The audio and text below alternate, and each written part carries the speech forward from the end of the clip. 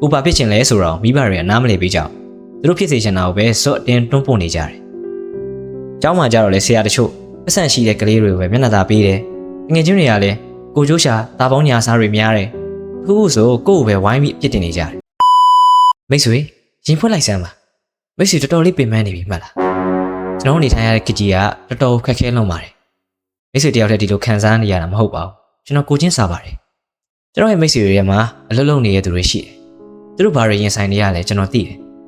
နမိုးလင်းနာနဲ့စိတ်ညစ်စရာတွေကစောင့်ကြုံနေပြီးကားတွေကပိတ်လူတွေကကြက်ရွေးရောက်တော့လေအလုတ်ကပုံနေပြီဒါပေမဲ့လကုံလူလာစာထွဲရောက်တော့ဘာကြမ်းလဲပုံစင်းနှုံတွေကမိုးပြန်ခေါင်ခိုက်နေတော့လာစာဘာမှမလောက်ငါဘလောက်ပဲကြိုးစားလို့ယာထူးကမတိုးလာစာမတိုးအင်ပြရောက်တော့လေနားလားဆိုတော့မနာအောင်မိရပြက်သေးတယ်မိသားစုကကိုဒုက္ခကိုနားမလဲပေးဘောင်းချင်ကလူတွေကလည်းကို့ချင်တွေကိုကြည့်ပြီးနှိမ်ညင်ကြတယ်ကိုဝိုင်းစီးပွားရေးလေးလှုပ်ချင်ပြန်တော့လေနိုင်ငံရေးအခြေအနေကမတည်ငြိမ်တော့ဘာမှစွန့်စားလို့မရဂျင်းနဲ့ကြက်တွေရောက်နေတယ်လို့ခံစားနေရတယ်မလားနောက်ပြီးចောင်းသားမိတ်ဆွေတို့လည်းမလွယ်ပါဘူးစာရီယာခက်လာတယ်ဒါပေမဲ့သင်ပေးတဲ့ဆရာတွေကနားလည်အောင်မသင်ပေးနိုင်ဘူးပညာရေးစနစ်ကြီးတစ်ခုလုံးကပျက်စီးနေတယ်လို့ပဲဥပဖြစ်ချင်လဲဆိုတော့မိဘတွေကနားမလည်ပေးကြဘူးသူတို့ဖြစ်စေချင်တာကိုပဲစော့တင်တွန်းပို့နေကြတယ်ကျောင်းမှာကြတော့လေဆရာတချို့ပတ်စံရှိတဲ့ကလေးတွေကိုပဲမျက်နှာသာပေးတယ်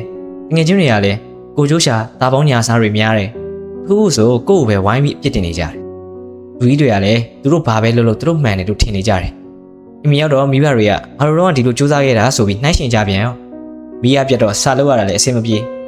မိတ်ဆွေဒီလိုအခြေအနေတွေကြောင့်စိတ်ပြတ်မယ်ဒေါသထွက်မယ်အရာအလုံးအပြစ်တင်ခြင်းစိတ်ဖြစ်မယ်ဆိုရင်အဲ့ဒါမိတ်ဆွေမမားပါဘူး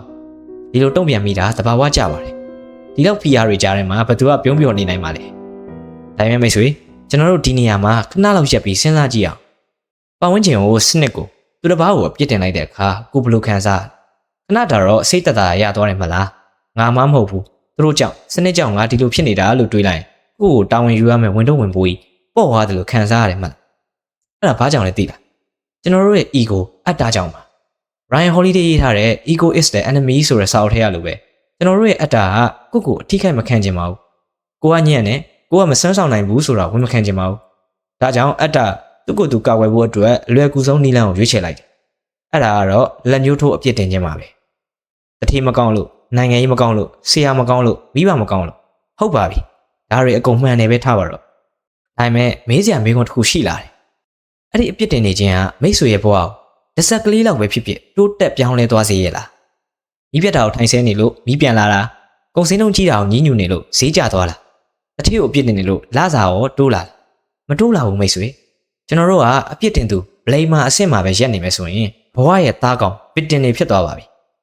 ကိုယ့်ဘဝကိုထိန်းချုပ်ခွင့် remote control ကိုသူများလက်ထဲထိုးထည့်ပေးလိုက်တာနဲ့အတူတူပါပဲသူတို့ပြောင်းလဲမှငါဘဝကောင်းစားမှာလို့ပြောနေသလိုဖြစ်မနေဘူးလားအရန်ရွှေ့ရှင်းပါတယ်မိတ်ဆွေဒါဟာအတ္တဖန်တီးလိုက်တဲ့အန်တီရဲ့အကြီးဆုံးထောင်ချောက်တစ်ခုပါပဲဒါဆိုဘယ်လိုလုပ်ကြမလဲဒီအခြေအနေဆိုကြီးထဲမှာအကောင်းမြင်ဝါဒီလုပ်ပြီးအရာရာအဆင်ပြေပါတယ်လို့လိန်ပြောနေရမှာမဟုတ်ဘူးမိတ်ဆွေကျွန်တော်ပြောချင်တာကမျက်ကန်းအကောင်းမြင်ဝါဒီ toxic positivity ကိုဖြစ်ဖို့မဟုတ်ပါဘူးလက်တွေ့ကျတဲ့အကောင်းမြင်ဝါဒီ realistic optimist ဖြစ်ဖို့ပါအဲ့လိုဖြစ်ဖို့ဆိုရင်ကျွန်တော်တို့လက်နက်တစ်ခုလိုပါတယ်အဲ့ဒါကတော့ law of detachment လို့ခေါ်တဲ့လွတ်ချခြင်းနေရာမှာပါ law of detachment ဆိုတာဘာမှခီးမဆိုင်တော့တာလက်မြောက်ရှုံးပေးလိုက်တာမဟုတ်ပါဘူးကိုထိန်းချုပ်လို့မရတဲ့အရာတွေပေါ်မှာဖန်ဆားချက်တွေတွားချီနှောင်ထားတာကိုလွတ်ချလိုက်ခြင်းဖြစ်ပါတယ်ဘဝမှာအပိုင်းနှစ်ပိုင်းပဲရှိပါတယ်တစ်ကကိုထိန်းချုပ်လို့ရတဲ့အရာနဲ့နှစ်ကကိုထိန်းချုပ်လို့မရတဲ့အရာတွေပါမိတ်ဆွေတေချာစဉ်းစားကြည့်ပါနိုင်ငံရေးကုန်စည်နှုန်းမိလာချင်းအသေးရဲ့စိတ်နေစိတ်ထားဆရာသမားရဲ့မျက်နှာလိုက်မှုမိဘတွေရဲ့နားလည်နိုင်စွမ်းအားတွေအားလုံးကနံပါတ်1မိတ်ဆွေထိန်းချုပ်လို့မရတဲ့အရာတွေပါဒီအရာတွေကိုသွားပြီးတော့ဒေါသထွက်နေတာပြောင်းလဲဖို့မျှော်လင့်နေတာကနေရန်ကောင်းနဲ့ပြေးဆောင်နေတယ်လို့ပါပဲကိုပဲနာမယ်နေရန်ဘာမှဖြစ်မှာမဟုတ်ပါဘူးအဲ့တော့လွတ်ချခြင်းနေရာမှာကျင့်သုံးတယ်ဆိုတာဒီအချက်တွေကိုလက်ခံလိုက်တာပါဟုတ်ပြီဒီအခြေအနေတွေကစုပ်ပြတ်နေတယ်ဒါမှန်တရားပဲဒါကိုငါလက်ခံတယ်ဒါပေမဲ့ဒီအခြေအနေဆိုကြီးကငါရဲ့စိတ်ခံစားမှုနဲ့ငါရဲ့အနာဂတ်ကိုဆုံးဖြတ်ပိုင်ခွင့်မရှိစေရဘူးလို့ဆုံးဖြတ်လိုက်တာဒီနေရာမှာကျွန်တော်ရမ်းကြိုက်တဲ့ဥပမာတစ်ခုနဲ့ရှင်းပြချင်ပါတယ်မိတ်ဆွေဘဝဆိုတာပင်လယ်ပြင်ကြီးနဲ့တူပါတယ်မိတ်ဆွေကအဲ့ဒီပင်လယ်ပြင်ပေါ်ကလှိမောင်းတဲ့သူတယောက်ပါပင်လယ်ပြင်ကြီးကမိတ်ဆွေကိုယူမဆိုင်ပါဘူးမိတ်ဆွေကလူကောင်းမလို့စူးစမ်းနေတဲ့အကြောင်းသားမလို့ရိုးသားတဲ့ဝန်ထမ်းမလို့ဆိုပြီးလှိုင်းတွေကိုငြိမ်ပြီးမှမဟုတ်ပါဘူးမုန်တိုင်းကလာခြင်းတဲ့အချိန်လာမှာပါပဲအတဘာဝတရားနေချပါကျွန်တော်တို့ရဲ့နိုင်ငံရေးစီးပွားရေးပညာရေးစနစ်တွေကအဲ့ဒီမုန်တိုင်းတွေလှိုင်းလုံးတွေနဲ့တူပါတယ်ကိုထိန်းချုပ်လို့မရပါဘူ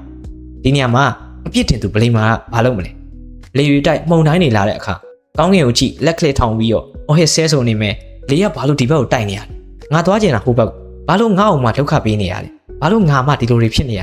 ဘာလို့ငါကန်သူများရဲ့တဲ့စိုးနေရတာလဲဆိုပြီးသူ့ရဲ့ ego အတ္တနဲ့တဘာဝတရားကိုသွားတိုက်ခိုက်မယ်ရလာတာဘာဖြစ်မလဲလေကသူ့အော်တန်ကိုကြောက်ပြီးရက်သွားမလားမရက်ပါဘူးသူပဲမောသွားမယ်လေပဲမောက်သွားမယ်ဒါပေမဲ့လက်ခံခြင်း acceptance ရှိတဲ့လေမောင်းတဲ့သူကဒီလိုမလုပ်ပါဘူ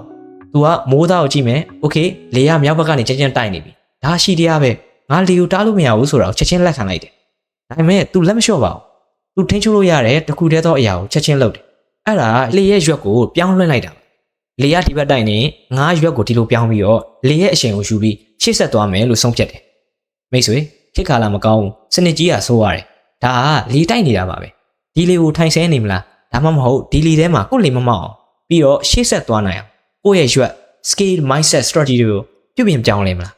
းအပြစ်တင်သူကလေငြိမ်မဲ့အချိန်ကိုထိုင်ဆောင်ရင်အချိန်ကုန်သွားတတ်တယ်အကောင်းမြင်သူ realist ကတော့ရှိရလေနဲ့ခီးရောက်သွားတယ်မှတ်ထားပါမိတ်ဆွေပင်လယ်ပြင်ကိုမိတ်ဆွေမထိန်းချုပ်နိုင်ပါဘူးဒါပေမဲ့ကိုယ့်လေကိုတော့မိတ်ဆွေပိုင်ပါတယ်ရွက်ကိုပြောင်းလဲဖို့မိတ်ဆွေမှာတာဝန်ရှိပါတယ်ဒီနေရာမှာမိတ်ဆွေမေးစရာရှိလားသဘောတရားရတော့ဟုတ်ပါပြီဒါပေမဲ့လက်တွေမှာတထေးရဆဲနေစာလုံးနေတော့မီးရဖြတ်ခနဲပြတ်သွားရင်ဒေါသငယ်လေးရောက်လာမှလေဘရိုဘီ detach လွှတ်ချလို့ရမှာလေလို့မေးစရာရှိပါတယ်အဲ့ဒီအတွက်ကျွန်တော်တို့မှာလှည့်ဝက်လက်နဲ့တစ်ခုရှိပါအဲ့ဒါကတော့ mindfulness လို့ခေါ်တဲ့သတိကပ်ခြင်းပါပဲ mindfulness ဆိုတာဘာသာရေးရှုထောင့်ကနေပြောတာမဟုတ်ပါဘူးစိတ်ပညာရှုထောင့်ကနေကိုယ်စိတ်ကိုအပေါ်စီးကနေပြန်ကြည့်ခြင်းကိုပြောတာပါဥပမာမိတ်ဆွေစာလုံးနေတော့မီးပြတ်သွားတယ်ဆိုပါစို့ mindfulness မရှိတဲ့အခါ autopilot မှုမီးပြတ်တာနဲ့တပြိုင်နက်ဟာပြက်ပြန်ပြီကွာဆိုပြီးဒေါသထွက်မယ်စာအုပ်ကိုပိတ်မယ် Facebook TikTok တခုခုဖွင့်ပြီး EPC ကိုဆဲနေတဲ့ post တွေကို like ဖတ်မယ်ဒါမှမဟုတ်တခြား social မှာ trend ဖြစ်နေတဲ့ post တွေကိုကြည့်မယ်ပြီးတော့ဒီနေ့တော့စာလုပ်ချင်စိတ်မရှိတော့ဘူးဆိုပြီးအိပ်ရတယ်ဝင်သွားမယ်ဒါကအခြေအနေ event ကမိတ်ဆွေရဲ့တုတ်ပြန်မှု response တိုက်ရိုက်ထိန်းချုပ်သွားတာပါဆိုလိုတဲ့သဘောတရားကမိတ်ဆွေကရုပ်သေးရုပ်ဖြစ်သွားတာပေါ့မိတ်ဆွေက mindfulness ရှိနေတဲ့အခါမိရပြတ်သွားတယ်ဒေါသထွက်ချင်စိတ်ဖြစ်လာတယ်အဲ့ဒီအချိန်မှာ mindfulness ကပြင်သမားတယောက်လိုပဲဝင်တားလိုက်တယ်နေရောငါဒေါသထွက်နေပါလားငါရင်ဘတ်ထဲမှာပူလောင်နေပါလားဆိုပြီးတော့ကိုယ့်ရဲ့ခံစားချက်ကိုသတိထားလိုက်တယ်အဲ့လိုသတိထားလိုက်တဲ့ခဏမှာမိတ်ဆွေဟာဒေါသအဖြစ်ကနေရုံထွက်ပြီးတော့ကြည့်ရှုသူ observer အဖြစ်ကိုရောက်သွားပါတယ်အဲ့ဒီ space ဂျာကာလာလေးကိုရောက်သွားတဲ့တပြိုင်နက်မိတ်ဆွေရဲ့အုံနောက်ကပြန်ပြီးစဉ်းစားလို့ရသွားပြီ okay ဒေါသထွက်နေတော့မီးရပြန်လာမှာမဟုတ်ဘူးငါအုံနောက်ပဲပူပြီးကြံခဲ့မှာအခုငါဘာဆက်လုပ်မလဲဖုံးပြီးဖွင့်ပြီးတော့စာဆက်ဖတ်မလားဖျောင်းနိုင်ပြီးထုံပြီးစာဆက်ကြက်မလားဒါမှမဟုတ်မီးမလို့တဲ့အလုပ်တစ်ခုခုဥပမာကြက်ထားတဲ့စာတွေကိုပြန်ရွတ်တာမျိုးလုပ်မလားမိတ်ဆွေရွတ်ချလို့ရသွားပါပြီတွေ့လားမိတ်ဆွေ mindfulness ဆိုတာဒေါသမထွက်အောင်တားဆီးတာမဟုတ်ပါဘူးဒေါသထွက်နေမှသိလိုက်ပြီးအဲ့ဒီဒေါသရဲ့ခိုင်းစီမှုအောက်ကိုမရောက်အောင် pause ခဏရက်လိုက်တာပါဒါကြောင့်ထေးရဆဲတာပဲဖြစ်ဖြစ်တစုံတစ်ယောက်ကမိတ်ဆွေကိုအပြစ်တင်ပြောဆိုတာပဲဖြစ်ဖြစ်သူတို့ကိုပြန်မပြောခင်အသက်တစ်ချက်ဝါဝါရှူလိုက်ပါခြေနေစိုးနဲ့ကိုယ့်ရဲ့တုံ့ပြန်မှုကြားမှာချားထားတဲ့ pause button လေးက mindfulness ပါပဲဒါကြောင့်လက်တွေ့ဘယ်လိုကျင့်သုံးမလဲကြည့်အောင်အလုပ်ခွင်ကမိတ်ဆွေများအတွက်ထေးရလာစာတိုးမပေးတာနေရာမပေးတာတွေကိုထိုင်ပြီးအပြစ်တင်နေမယ်အစား mindfulness နဲ့ကိုယ့်ရဲ့ဒေါသကိုအရင်ရှုမှတ်ပါပြီးရင်ကိုယ့်ကိုမေးပါငါရဲ့တန်ဖိုးရှိတဲ့စိတ်ဆွမ်းရည်တွေကိုဒီလူအတွက်နဲ့ဒီ community အတွက်နဲ့ဒီ company အတွက်နဲ့အကုန်ခံပါလားမခံပါနဲ့ညှို့နှင်းချက်ကိုလွှတ်ချလိုက်အဲ့ဒီအစားကိုထိန်းချုပ်လို့ရတာကိုလုပ်ပါကိုယ့်ရဲ့အရေးချင်းကိုယ့်ရဲ့ skill တွေဘယ်လိုမြင့်မလဲဒီ company မှာဒီနေရာမှာဒီ community မှာမဟုတ်ရင်တော့တခြားနေရာမှာတန်ဖိုးရှိလောက်ဘာတွေသင်ယူမလဲကျောင်းသားမိတ်ဆွေများအတွက်ပညာရေးစနစ်ကောင်းတာဆရာတွေမတော်တာကိုအပြစ်တင်နေမယ်အစားကျောင်းကအားလုံးသင်ပေးမယ်ဆိုတဲ့ညှို့နှင်းချက်လွှတ်ချလိုက်ပါကိုထိန်းချုပ်လို့ရတာကိုယ့်ရဲ့ကိုယ်ပိုင်လေးလာမှု set steady ပါခုခေတ်က internet ရှိရင်ဘာမှမဆိုသင်လို့ရနေပါမိပြက်ရင်ဒေါသထွက်ပြီးအချိန်ဖြုံးနေမယ်အစားတတိကပ်ပြီး okay မိမလာတော့ဘာလုပ်လို့ရမလဲစဉ်းစားပါငယ်ချင်းအတူတွေတာပေါင်းညာစားတွေကြောင့်စိတ်ပြတ်နေမယ်အစားကိုနဲ့ရီမန်းချက်တူတဲ့ online community တွေမှာမိတ်ဆွေစိတ်ကိုရှာလို့ရပါတယ်ကိုတယောက်တည်းနဲ့လည်းရုန်းကန်စူးစမ်းလို့ရပါတယ်လူတွေကမွေးကလေးကတယောက်တည်းမွေးလာတာကိုဘွားကိုစနစ်ကပေးသလောက်ပဲမယူပါနဲ့ကိုလိုချင်တာကိုကိုယ်တိုင်ဖန်တီးယူလို့ရပါတယ်ဒီတော့အဆုံးအသက်အနေနဲ့မိတ်ဆွေတို့ကျွန်တော် challenge တစ်ခုခေါ်ချင်ပါတယ်ဒါကတော့ the 7 day mastering mindfulness challenge ပဲဖြစ်ပါတယ်ဒီ challenge ကအရန်ရိုးရှင်းပါတယ်ဒါပေမဲ့မိတ်ဆွေရဲ့ဘဝကိုအကြီးအကျယ်တော့ပြောင်းလဲသွားစေနိုင်ပါတယ်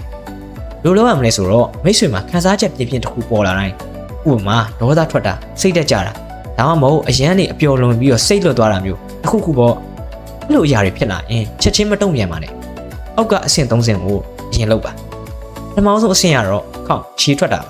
ါစိတ်ထဲကနေ9 4 3 2 1ဆိုပြီးတော့ကြောင်းမြင်ရေးတွက်လိုက်ပါဒါကမိတ်ဆွေရဲ့စိတ်ခံစားချက်ကို mindfulness နဲ့ခဏရပ်တန့်လိုက်တဲ့သဘောပါ ပြီးရနဲ့တက်ကိုတပြင်းပြင်းတစ်ချက်ရှူလိုက်ပြီးရင်ဖြည်းဖြည်းချင်းပြန်မုတ်ထုတ်လိုက်ဒီလိုမုတ်ထုတ်ပြီးသွားတဲ့အခါကျရင်ငါဒီခန်းစားချက်ကိုခံစားနေရပါလားဆိုပြီးတော့အဓိကလိုက်ပြီးရင်ကိုပြန်မေးပါခုအချိန်ဒီမှာငါလုံနိုင်တဲ့အကောင်းဆုံးအလုပ်ကဘာလဲလို့စက္ကန့်ပိုင်းလေးပါပဲမိတ်ဆွေဒါပေမဲ့ဒီစက္ကန့်ပိုင်းလေးကမိတ်ဆွေကိုခန်းစားချက်ရဲ့ကြီးကျွမ်းပေါ်ကနေကိုစိတ်ကိုပိုင်တဲ့လူတစ်ယောက်အဖြစ်ပြောင်းလဲပေးပါလိမ့်မယ်ကျွန်တော်နားလေပါတယ်တနေ့ကုန်24နာရီလုံးဒီလိုလိုက်လုပ်ဖို့ဆိုတာမလွယ်ပါဘူးဒါကြောင့်ဒီ9ရက်အတွင်းမှာတရက်ကိုအနည်းဆုံးတစ်ချိန်ဒါမှမဟုတ်2ချိန်လောက်ပဲဒီနီလန်းလေးကိုတတိတရလုပ်ပေးပါအဲ့လောက်ဆိုရင်ပဲမိတ်ဆွေအတွက်အံ့ဩစရာကောင်းတဲ့ reset တွေကစောင့်ကြုံနေပါလိမ့်မယ်